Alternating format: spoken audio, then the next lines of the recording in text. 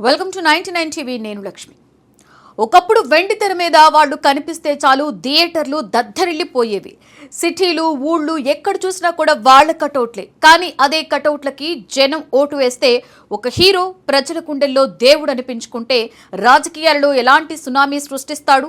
వెండి తెర నుండి ముఖ్యమంత్రి కుర్చీ వరకు వాళ్ళు సాగించిన ఆ ప్రయాణం వెనుక ఎన్ని కన్నీళ్లు, ఎంతటి పోరాటం ఉందో తెలుసా? ఈరోజు మన వీడియోలో సినిమా గ్లామర్ నుండి రాజకీయ పవర్ వరకు ఎదిగిన ఆ లెజెండ్స్ కథేంటో చూద్దాం. అలాగే పొలిటికల్ గా సక్సెస్ కాలేకపోయినా ఆ స్టార్స్ కష్టాలేంటో కూడా చూద్దాం. నందమూరి తారక రామారావు తెలుగువాడి ఆత్మ గౌరవం. తెలుగు సినిమా చరిత్రలో ఎన్టీఆర్ ఒక సంచలనం. రాముడిగా, కృష్ణుడిగా ఆయనను చూసిన ప్రజలు ఆయన్ని దేవుడిగానే భావించారు. ఎన్టీ రామారావు గారి రాజకీయ ప్రస్థానం తెలుగు నేల చరిత్రలో ఒక సువర్ణ అధ్యాయం. 1982 మార్చి 29న తెలుగుదేశం పార్టీని స్థాపించిన ఆయన కేవలం 9 నెలల వ్యవధిలోనే అప్పటి వరకు తిరుగులేని కాంగ్రెస్ పార్టీని ఓడించి 1983 జనవరిలో తొలిసారిగా ముఖ్యమంత్రి పీఠాన్ని అధిష్ఠించారు. అయితే 1984లో జరిగిన రాజకీయ కుట్రల వల్ల ఆయన పదవిని కోల్పోయిన ప్రజా మద్దతుతో తిరిగి ముఖ్యమంత్రి పదవిని దక్కించుకోవడం అప్పట్లో ఒక సంచలనం. ఆ తరువాత 1985 మార్చిలో జరిగిన ఎన్నికల్లో ఘన విజయం సాధించి రెండోసారి ముఖ్యమంత్రిగా బాధ్యతలు చేపట్టిన ఆయన ₹2కే కేజీ బియ్యం, మధ్యాహ్న భోజనం పథకం మరియు మండల వ్యవస్థ వంటి విప్లవాత్మక సంస్కరణలను అమలు చేశారు. 1989 నుండి 1994 వరకు ప్రతిపక్ష నాయకుడిగా ఉంటూ జాతీయ రాజకీయాలలోనూ కీలక పాత్ర పోషించిన ఎన్టీఆర్ 1994లో మూడోసారి అఖండ మెజారిటీతో అధికారంలోకి వచ్చి పరిపాలన సాగించారు. చివరికి 1995 ఆగస్టులో అంతర్గత విభేదాలు, కుటుంబ పరిణామాల నేపథ్యంలో అధికారం నుండి వైదొలగవలసి వచ్చినప్పటికీ మరణించే వరకు తెలుగు ప్రజల గుండెల్లో చెరగని నాయకుడిగా నిలిచిపోయారు. 1995లో జరిగిన రాజకీయ కుట్రలతో అధికారం కోల్పోయి తీవ్ర మానసిక వేదనలో ఉన్న ఎన్టీఆర్ 1996 జనవరి 18న గుండెపోటుతో మరణించడం తెలుగు రాజకీయాలలో ఒక పెద్ద విషాదం.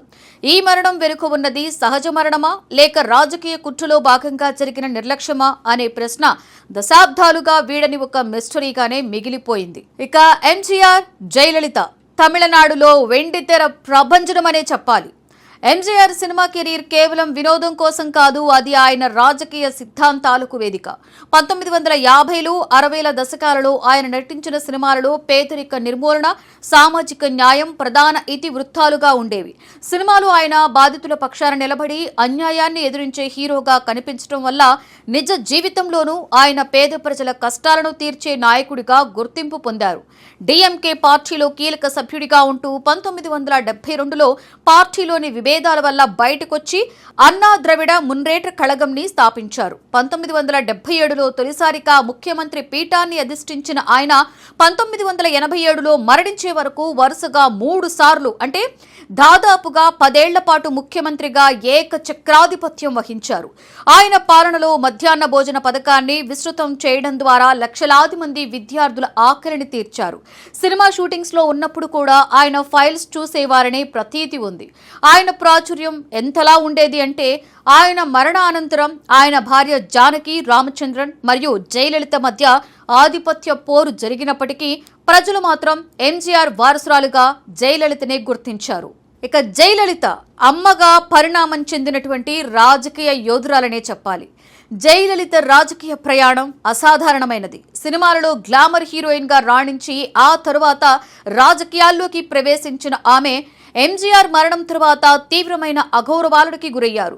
1989 అసెంబ్లీలో ఆమెపై జరిగిన దాడి, ప్రతిపక్షాల నుండి ఎదురైన అవమానాలు ఆమెను మరింత కఠినమైన నాయకురాలిగా మార్చాయి.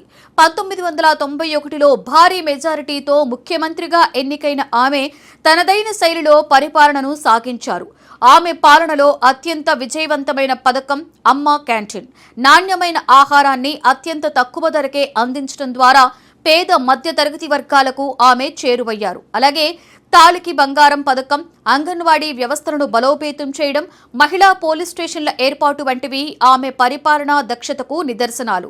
ఎన్ని అవినీతి కేసులు, రాజకీయ విమర్శలు ఎదురైనా కోర్టు కేసుల వల్ల ముఖ్యమంత్రి పదవికి రాజీనామా చేసి మళ్లీ ముఖ్యమంత్రి పీఠాన్ని అధిష్ఠించడం ఆమెకే సాధ్యమైంది. ప్రజాదరణ పొందిన అమ్మ జయలలిత గారు అపోలో ఆసుపత్రిలో సుమారుగా 75 రోజుల పాటు చికిత్స పొంది మరణించడం తమిళనాడులో తీవ్ర సంచలనం రేపింది. ఆసుపత్రిలో ఆమెను ఎవరు కలిశారు, ఆఖరి క్షణాలలో అక్కడ నిజంగా ఏం జరిగింది అనేది ఇప్పటికీ కూడా ఒక వీడని చిక్కుముడి.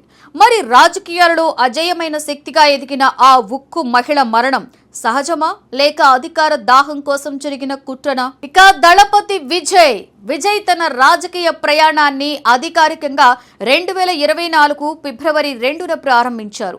ఆ రోజునే ఆయన తన రాజకీయ పార్టీ తమిళగ వెట్రి కళగంని స్థాపించారు. సినిమా రంగంలో అగ్రనటుడిగా ఉన్నప్పుడే రాజకీయాలపై స్పష్టమైన అవగాహనతో ఆయన ఈ అడుగు వేశారు. 2026లో జరిగిన తమిళనాడు అసెంబ్లీ ఎన్నికల్లో తన పార్టీ స్థాపించిన కేవలం 2 ఏళ్ల వ్యవధిలోనే ఆయన అద్భుతమైన ప్రభంజనాన్ని సృష్టించారు.